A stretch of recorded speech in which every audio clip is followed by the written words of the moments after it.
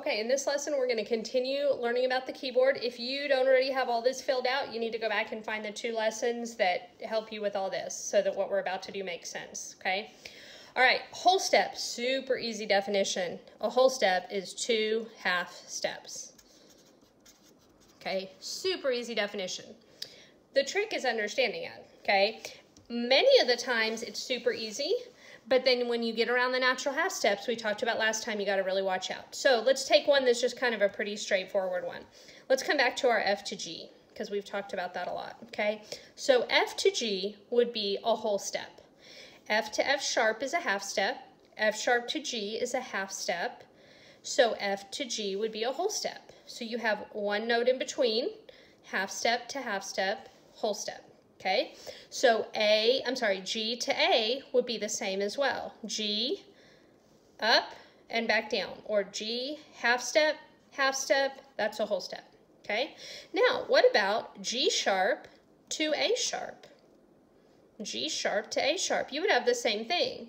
So G sharp to A is a half step, A to A sharp is a half step. So G sharp to A sharp is a whole step. Now, you could also technically call this G sharp to B flat, and it would still be a whole step, okay?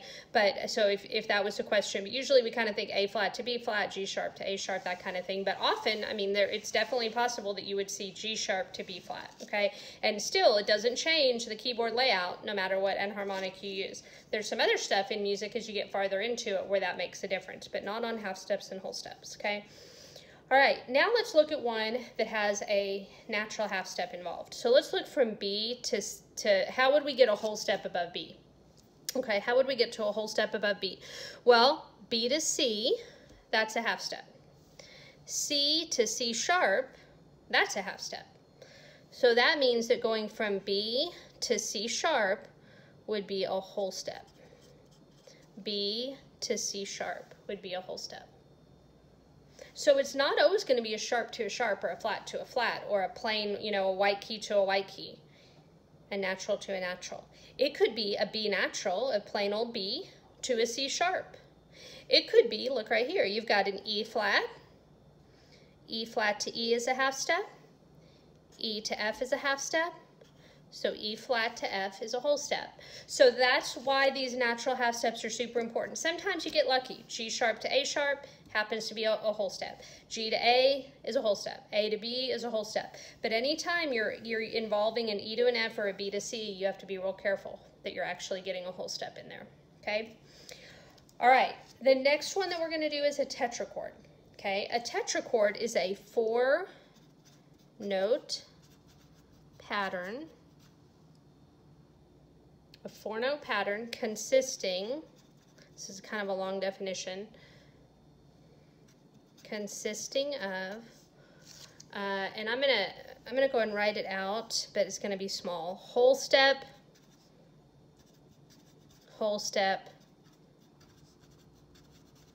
half step.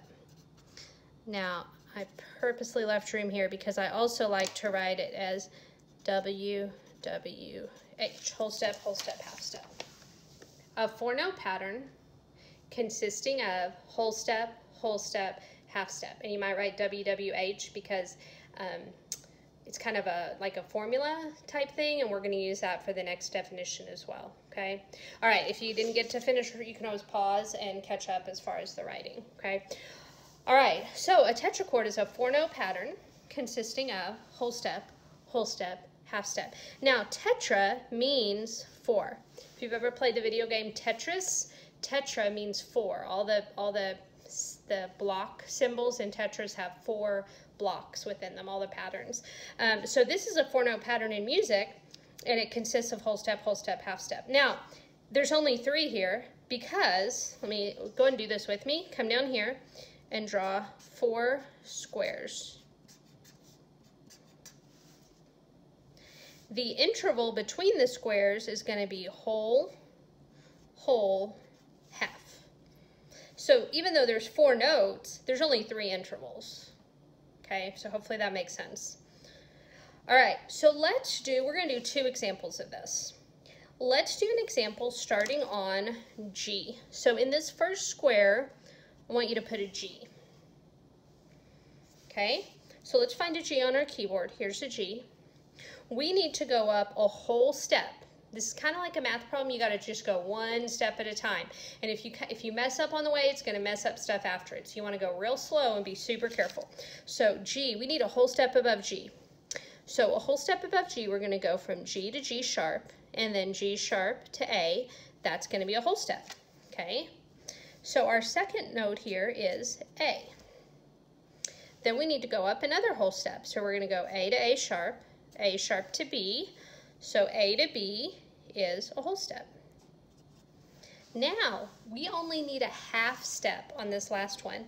And look, we got lucky. We're on B. B to C is naturally a half step. So B to C is a half step, so we're just going to fill in a C. So that's a super easy tetrachord. It just naturally all falls on white keys.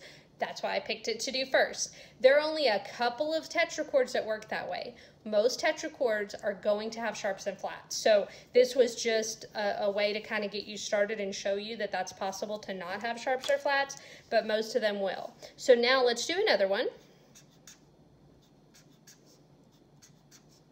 Draw 4 boxes.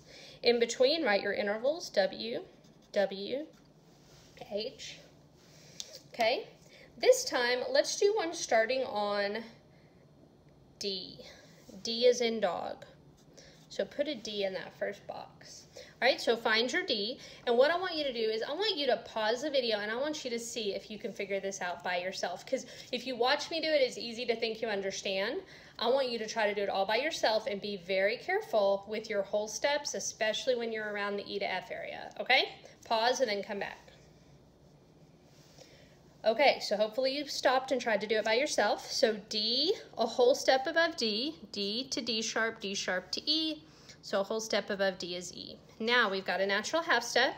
So a whole step above E, we have to go a half step to F and another half step to F sharp. Now, we'll talk about something else here in a minute. Well, no, let's go and talk about it now. So it must be F sharp. If you put G flat, that's not right. And I hadn't told you this yet. So no worries if you accidentally put a G flat. You were definitely on the right track. But the reason it has to be an F sharp is in scale, tetrachords and scales, which we're getting towards, tetrachords, you can only use each note name one time. You can't repeat a note name. So what's going to happen is if you put a G flat, you're going to see in a minute you're going to run into a problem. You also may not skip any note names. So you can't go all the way from an E to a G flat because you left out F. That's just kind of the rule. So when you have to choose between two enharmonics, you need to think through which one lets me use every letter name one time. Okay, so this one must be F sharp. So if you put G flat, just mark it out or erase it, change it to an F sharp, that's fine. The next one, if you did put G flat here, the next one still might be right. If you accidentally put F, then there's a good chance your last one would be wrong. So you want to make sure you're getting each one correct as you go. All right, so now we're on F sharp, and we're going to go up a half step, just a half step, and we'll end on G. Okay, so it's D, E, F sharp, G. Okay, all right, we're going to have some more worksheets coming up where we get to practice tetrachords more.